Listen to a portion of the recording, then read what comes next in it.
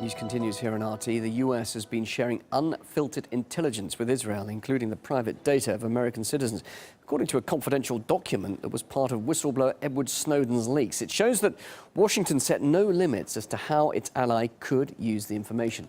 RT's Paula Slier joins me live from Tel Aviv. Paula, tell us more about what's in this leak. Well, what we're talking about here is a top-secret 5-page memorandum of understanding that lays out all the details of intelligence sharing between the NSA and its Israeli counterpart. What it does reveal is that the NSA routinely shared raw intelligence with Israel without first sifting this information to remove information that was inside relating to American citizens. It states that Israel is allowed to receive raw intelligence signal. It includes unevaluated and unminimized transcripts, gist, faxes, telex, voice and digital network intelligence, metadata and content. And that is a quote. At the same time, the agreement places no legally binding limits on the use of the data by the Israelis. So while the memorandum does say that the material has to be handled in accordance with US law, and at the same time the Israelis have agreed not to deliberately target Americans who are identified in the data, there is no kind of legal obligation to back up these claims. In this respect, what it reads is that the agreement is not intended to create any legally enforceable rights. It is not an international agreement and it is not legally binding. It also says that the Israelis were required to destroy upon recognition any communication that is either to or from an official in the US government.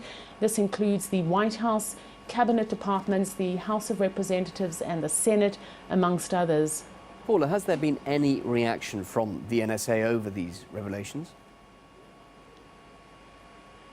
Well, the NSA so far has declined to answer specific questions about this agreement. An NSA spokesperson has said that the agency insists that the shared intelligence complies with all laws governing privacy. There was a statement that they did release, and in that statement they said, and again I'm quoting, "We are not going to comment on any specific information sharing arrangements or the authority under which any such information is collected.